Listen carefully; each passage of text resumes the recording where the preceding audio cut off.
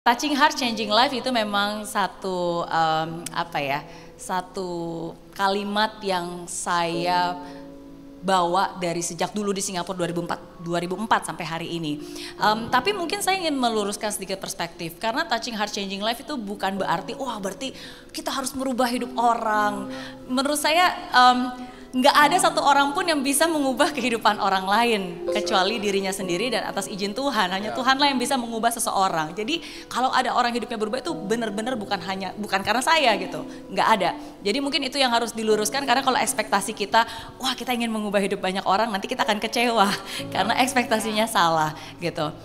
Tapi yang bisa, at least buat saya yang bisa saya lakukan adalah ya I'm just sharing menceritakan apa yang Tuhan sudah lakukan dalam hidup saya, dan semoga dengan apa yang saya sharingkan, kalau itu menggerakkan dan akhirnya membuat dia jadi mau melakukan sesuatu yang akhirnya mengubah hidup dia, ya itu berarti karena Tuhan yang mengarahkan seperti itu gitu. Nah, dan gimana caranya supaya kita bisa berubah? Tadi saya setuju, menurut saya kita sendiri harus berubah gitu, nggak usah mikirin orang lain lah gitu. Dan caranya kita hanya bisa berubah kalau kita membiarkan Tuhan ada di dalam hidup kita.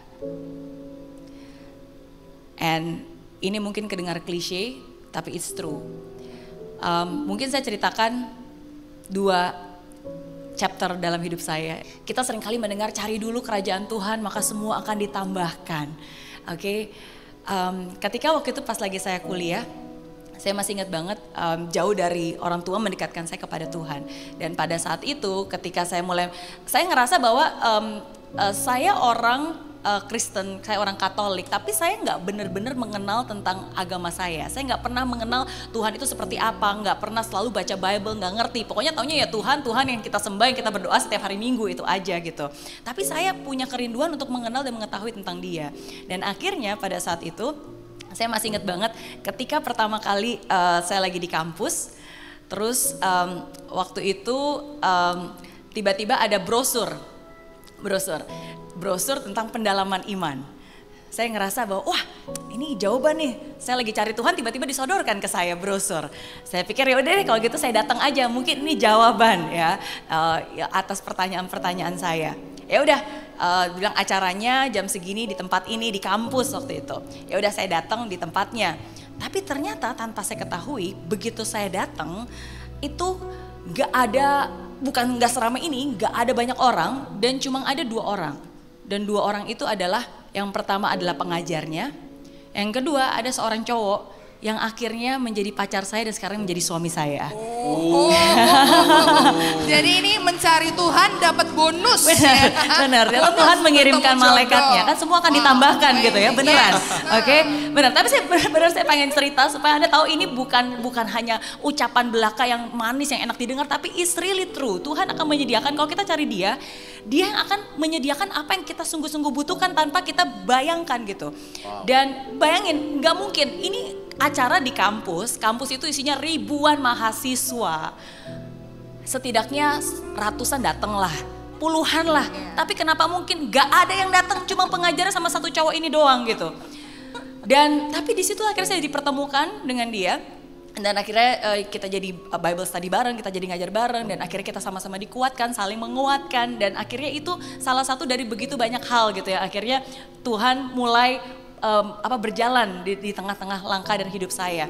Dan sama, disitulah akhirnya saya mulai untuk pertama kalinya juga dibaptis dengan Holy Spirit gitu kan, mengenal Roh Kudus dan seterusnya. And it was amazing gitu. Saya ngerasa bahwa saya nggak sendiri, saya ngerasa bahwa setiap kali saya jalan walaupun saya nggak tahu mau kemana gitu, tapi saya merasa dikuatkan karena saya sungguh-sungguh merasa nggak sendiri gitu. Nah, dan itu ya akhirnya bisa berhasil dan seterusnya.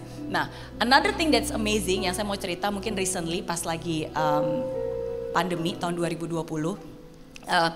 Dari sejak tadi ulang tahun saya ke-20, ulang tahun saya ke-30, ya Anda mulai melihat patternnya bahwa seorang Mary Riana percaya akan yang namanya sebuah mimpi. Dan akhirnya setiap 10 tahun saya mulai punya vision. Oke, apa nih 10 tahun mendatang Tuhan mau buat apa, saya mau buat apa gitu kan. Apalagi nih yang sebenarnya saya bisa lakukan, mengubah semua bakat menjadi berkat, apa, what is the next mission. Nah tapi ketika saya menjelang usia 40 tahun itu saya merasakan kerinduan yang sangat besar karena saya merasa udah kenal Tuhan udah lama. Itu sama seperti kayak di sini ibu-ibu yang udah nikah 1 tahun ke 2 tahun sama nikah udah 15 tahun 20 tahun, sama atau beda? Beda ya kan? Dan saya mulai merindukan kok rasanya saya pengen ada percikan-percikan lagi gitu. Saya pengen bisa lebih intimate gitu sama Tuhan.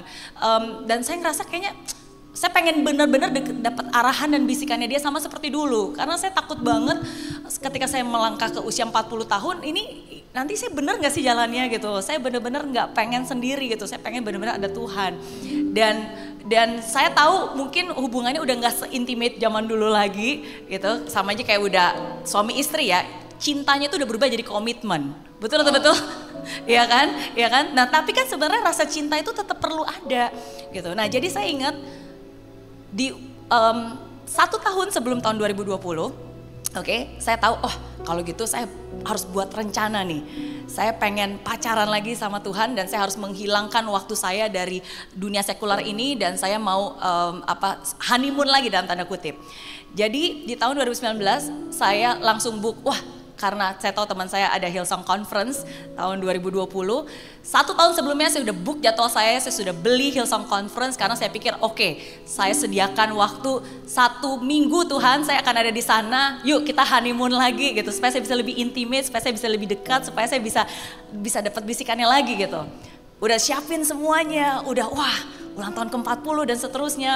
Tapi ternyata kita tahu sendiri. Tiba-tiba pandemi gitu kan, gak bisa kemana-mana gitu, kacau balau dan seterusnya. Tapi justru Tuhan menjawab keinginan saya bukan dengan cara saya, tapi dengan caranya dia. Jadi dia bilang,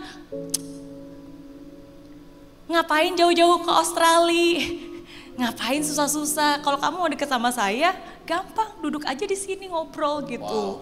Jadi disitulah selama 2 tahun mungkin selama pandemi saya benar-benar merasakan kehadiran Tuhan dari setiap hal, setiap kesulitan. Dan sometimes Tuhan itu, they don't only give us advice, karena kalau dikasih nasihat advice aja gak cukup untuk bisa menggerakkan kita. So he give us adversity, because sometimes advice is not enough. Tapi through adversity sebenarnya dia menyadarkan. Dan disitulah akhirnya khususnya mulai dari tahun 2021, dari tahun lalu, akhirnya saya mulai lagi menulis journal, diary, my love diary with him, dan menuliskan setiap hal yang terjadi, setiap message-nya, setiap kenangan yang ada, supaya saya selalu ingat gitu akan dia. Jadi itu sih saya senang banget akhirnya saya bisa menuliskan diary cinta, sama seperti kayak masa-masa gila kita pacaran dulu sama suami, kita ketemu, kita pacaran, kita tulis, dan itu sih yang sebenarnya menguatkan dan lagi-lagi mengubah hidup saya. Jadi dan benar begitu kita mendekatkan diri kepada Tuhan, ya Tuhan akan menambahkan apapun juga, dan Tuhan akan membuka jalan dan akan membuat kita jadi lebih having peace, kedamaian di dalam hati gitu.